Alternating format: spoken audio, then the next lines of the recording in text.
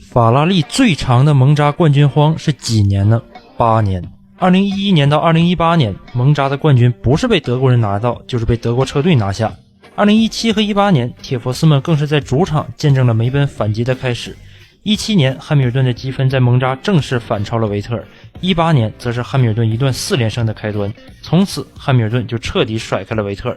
连续2年在主场见证主队走上下坡路 ，Tifosi Lives Matter 呀！其实，在1979和1988年之间，法拉利也有一次长达8场的蒙扎冠军荒。但乔迪谢克特和格哈德伯格也有话说的呀，他俩那时候还有圣马力诺大奖赛呢，也就是现在大家熟知的伊莫拉。在这8年里，迪迪埃皮罗尼和帕特里克坦贝分别在1982和83年拿下分冠，所以铁佛斯并没有在本土等待太长时间。结果21世纪可好，直到头哥去到了 GP2， 老莱开启了养生车，铁佛斯们还是没能在意大利听到马梅利之歌。而在2019年上半赛季，虽然说比诺托新官上任3个杆位，但法拉利却祭出了 0% 的杆位转化率和领跑193圈没有分冠的炸裂成绩，这和上一年比起来落差属实有点大了。俗话说，不想拿分冠的领队不是好引擎主管，下半赛季要是再没有分冠，那么法拉利就将经历21世纪第3个无冠之年，比诺托的能力必将受到铺天盖地的质疑。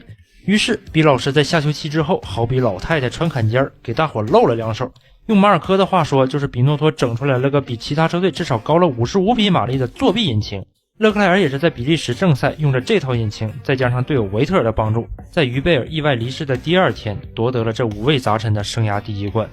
关于2019年法拉利内部的问题和作弊引擎的原理，在这里不多赘述，维特尔专辑里面都会讲到，大家可以去给我的维特尔系列视频点个赞，数据有点太惨不忍睹了。2016年之后，每年都会是30分钟以上的大长篇，大家的3连就是我更新的动力呀。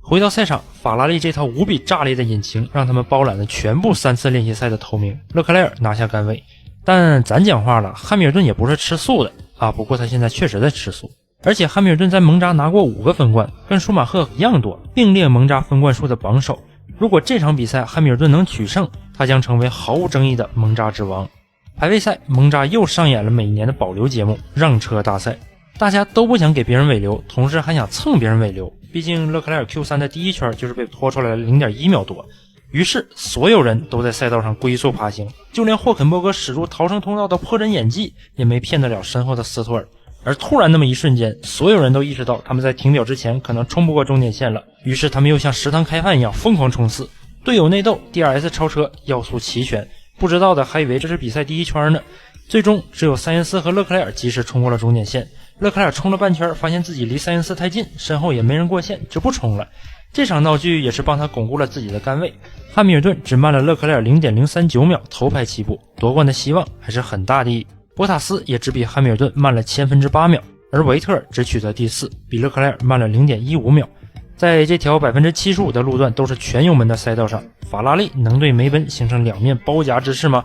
只要别像上一年就好。维特尔第1圈就刹车过晚，撞上汉密尔顿死病了，Kimi 只能早早就面对1打2的局势，最终在比赛还剩9圈的时候被汉密尔顿超过。那么究竟是法拉利能终结长达8年的蒙扎无冠的尴尬记录，还是汉密尔顿会在冲击6冠的路上成为蒙扎之王呢？5盏红灯熄灭，比赛开始，汉密尔顿的起步要比勒克莱尔好，但在勒克莱尔拼命的挤压之下，汉密尔顿松了脚油门，博塔斯超了上来，但他在1号弯走得太深，还被勒克莱尔挡住，这让汉密尔顿在2号弯外线又把位置夺了回来。而后面已经有3辆车冲出了赛道，超额更换动力单元部件被罚到队尾发车的维斯塔潘进入1号弯之前是小心翼翼，提前10好几米就踩了刹车，但前面的佩雷兹太慢了，维斯塔潘紧急避让撞坏了前翼，只能回到维修区更换，出站已经落后勒克莱尔40秒了。当时还是维斯塔潘队友的阿尔本尝试攻击塞恩斯，他居然在4号弯之前，塞恩斯已经走上防守线路的情况下强行走内线晚刹车，塞恩斯也是吓了一跳，这孩子真虎啊！不过阿尔本走的太大了，塞恩斯在 Lesmo 组合弯之前凭借出弯速度的优势完成反超，但阿尔本显然是不服气的，他在6号弯外线硬刚塞恩斯，结果被挤出了赛道。红牛时期的阿尔本曾经有过一段传说，那就是跟阿尔本一起入弯，只有一个人能活着出来。显然这次是阿尔本太心急了，塞恩斯的半个车身在入弯之前已经在阿尔本前面了，所以这次顶多只能算是一次赛道事故。再说了 DRS 检测点就在6号和7号弯中间，先紧紧咬住，发车直道上再用 DRS 干掉塞恩斯，不香吗？不要着急呀。霍肯伯格这边也是趁着维特尔不注意，一个头吸上到第4，但第二圈刚开始就被反超了回来，然后马上就被带开了。看来这场比赛已经没人能跟上法拉利和梅奔的速度了，除非车坏了，或者他们之间有谁失个误犯个错，不然其他人是没有机会的。哎呀，维特尔横在了9号弯的弯心里面，只见他压过8号弯的路肩之后突然失控 spin， 然而倒霉的时候喝牙都能塞凉水，返回赛道的时候他顶到了斯图尔，又搭进去一副前翼。I think I have damage.The front left. Just came back from a circuit like an idiot. 然后斯托尔就把加斯利也给挤了出去，提前把自己也给骂了，属于是。这已经是维特尔连续第2年在蒙扎斯宾了，也是他连续第2年让他的队友面对1打2的策略劣势。而且维特尔返回赛道的方式太草率太鲁莽了。不过也不能说维特尔脖子焊死不看后方来车，因为他的脖子同时被焊子和头枕固定着，还戴着头盔，最多只能看到2个后视镜。而当时他后视镜里面是什么景象呢？是9号弯后面的围墙。所以说他没办法及时看到斯托尔，唯一安全回到赛道的方式就是听马修的指挥。但这时候比赛才刚开始没几圈，车阵还没被拉开，等马修指示的话，比赛肯定是要被毁了的，搁谁都不愿意。所以维特尔才铤而走险，贸然返回赛道。不过很遗憾，他赌错了，还造成了极大的危险。维特尔被赛会处以10秒 stop go 罚时，这是除了黑旗之外最严厉的处罚了。而斯托尔则是被罚通过维修区。等维特尔出站以后，一份美味的法拉利三明治就做好了。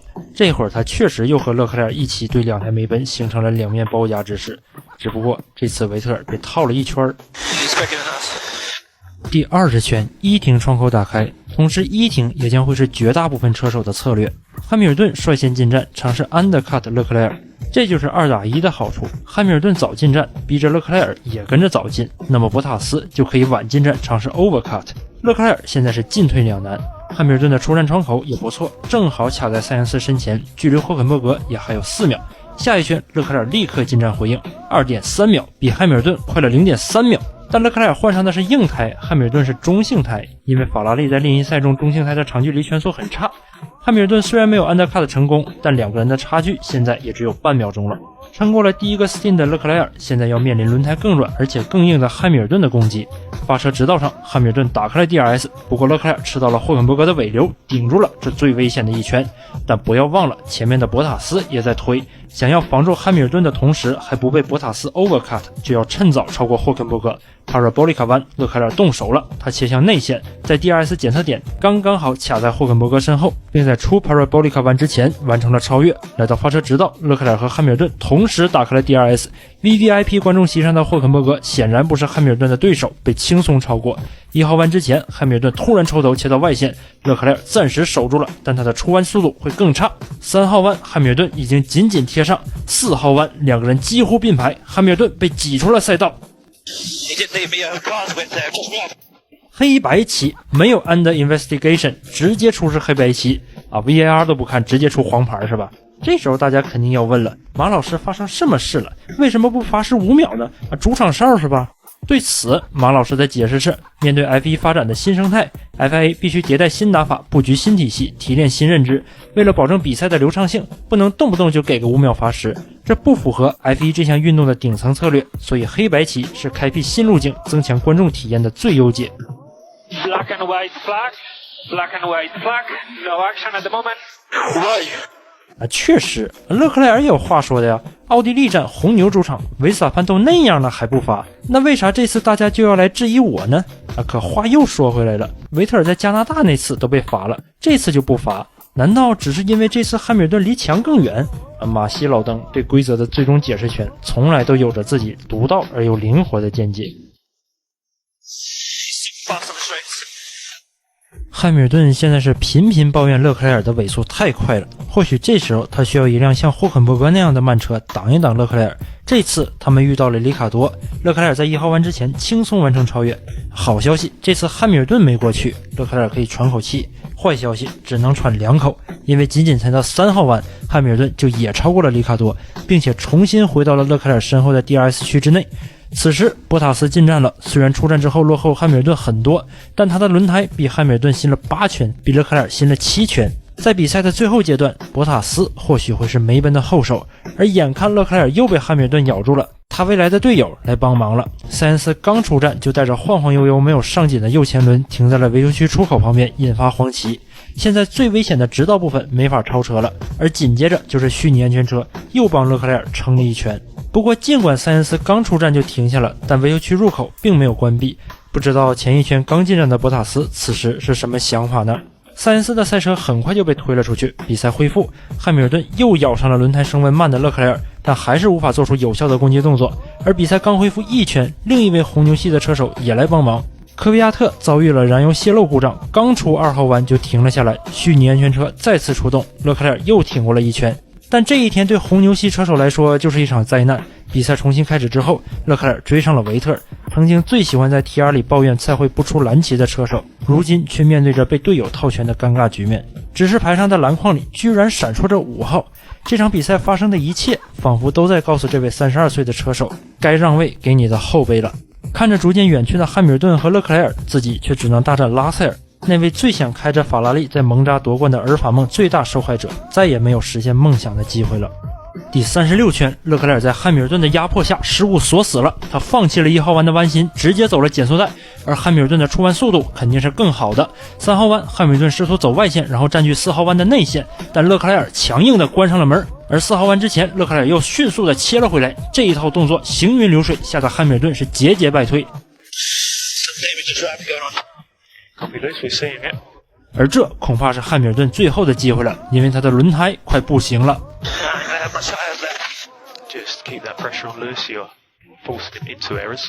而赛会对于已经被黄牌警告的勒克莱尔的这2次动作是什么反应呢？错过弯心不会进行后续调查，赛道画龙不许有下一次了。趁着这里是法拉利的主场，不得在规则的边缘多游走几次。此时的汉密尔顿已经被甩开了勒克莱尔的 DRS 区，同时晚进站的博塔斯也跟了上来。现在对于梅奔来说，如果想要夺冠，那汉密尔顿就必须放博塔斯过去。而此时汉密尔顿也非常贴心的失误了，直接放弃进入1号弯，没有让可能的位置交换来得不太体面。看台上的铁婆斯们爆发出了一阵巨大的欢呼声。So hunting down, there's 12 laps to go.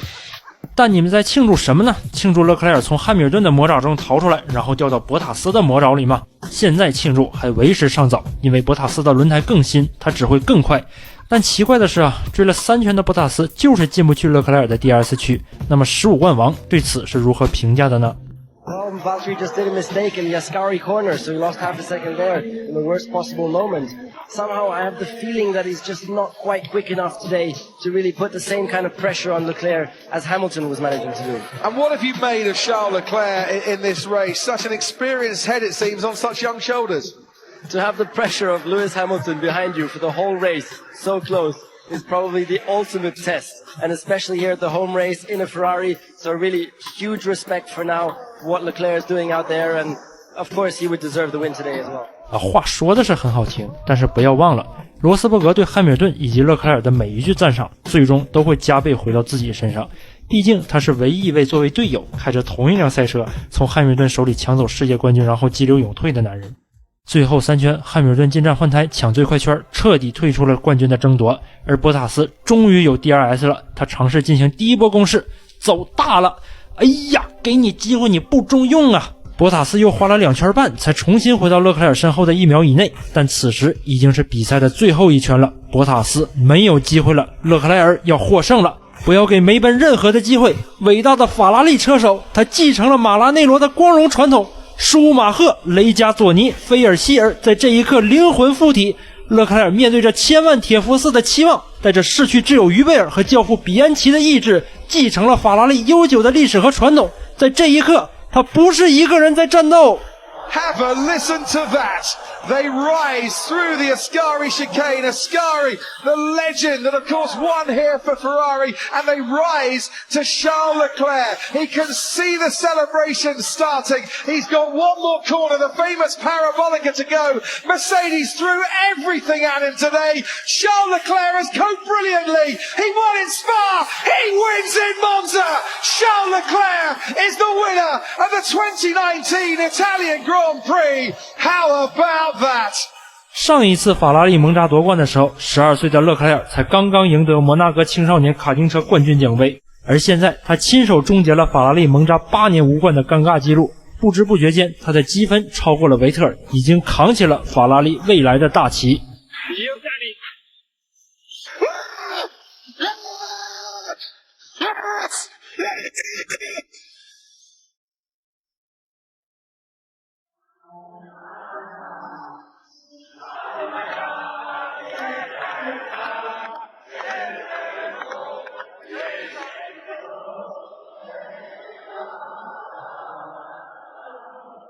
在蒙扎夺冠对于一位法拉利车手来说究竟意味着什么？看看这幅场景就知道了。数10万铁佛寺会在赛后涌入 1.12 公里长的发车直道上，举着巨大的法拉利 Tifo 组成一条长长的红龙，高唱着马梅利之歌为你欢呼。这绝对是全年最震撼的赛道氛围。我想此时勒克莱尔的心情绝对不是文字可以表达出来的。所以现在我很能理解舒马赫当初2次故意撞车时的心境。1994年的时候，他可能会成为第一位来自德国的 F1 世界冠军，而97年他可能会终结法拉利长达17年的车手冠军荒，成为法拉利的英雄，享受无尽的欢呼，所以他才会用如此激进的手段来守住优势。2021年的维斯塔潘也是类似的道理，也正因为如此，勒克莱尔才会拼尽一切把2台梅奔挡在后面，甚至不惜把汉密尔顿挤出赛道，在规则的边缘疯狂试探，就是为了体会这最后的胜利时刻。当然，勒克莱尔也是有了在奥地利和维斯塔潘缠斗的经验，所以才敢这么防守。当时的法拉利非常缺乏舒马赫争冠时的强硬和孤注一掷的态度。维特尔相比舒马赫来说太温和了，还不像舒马赫那样有罗斯布朗和托德撑腰。Kimi 就更不用说了，要不然他们也不至于一直被法拉利杀手维斯塔潘欺负。维特尔也不会在2018下半年日益激增的车队内斗中逐渐迷失自我。所以有的铁佛寺说，维特尔2017年巴库撞向汉密尔顿的那一下，19年加拿大互换名次牌的那一刻，才能在他身上看到舒马赫的影子。对于当时连续2年争冠失败的法拉利来说，勒克莱尔强硬的防守让他们看到了希望的苗头。有时候法拉利就是需要这些不惜一切甚至有些不择手段来争取胜利的态度来提振士气。而这时候问题就来到了马西这边，当初维斯塔潘那下没罚，而现在是法拉利的主场，一位法拉利车手领跑比赛，还有希望夺冠。这位车手做出了和维斯塔潘相似的动作，你马西敢这时候突然改变尺度，给勒克莱尔来个5秒罚时吗？见没见识过什么叫意大利黑手啊？当然这是开玩笑，要怪就怪 FIA 自己给自己挖坑，所以给勒克莱尔出了个挺别扭的黄牌警告，看着好像主场哨似的。同时呢，汉密尔顿也不敢太冒险，首先他还没提前获得世界冠军，其次要是真怼上去了，那我估计赛后梅奔整支车队都得被警车一路护送到机场。不论如何，这场比赛都算得上是比诺托时代的法拉利为数不多的亮点之一了。而不知不觉间，法拉利的蒙扎冠军荒现在已经悄摸摸地来到了4年。下一位站在蒙扎最高领奖台上的法拉利车手会是谁呢？而铁佛寺们又会再等多少年呢？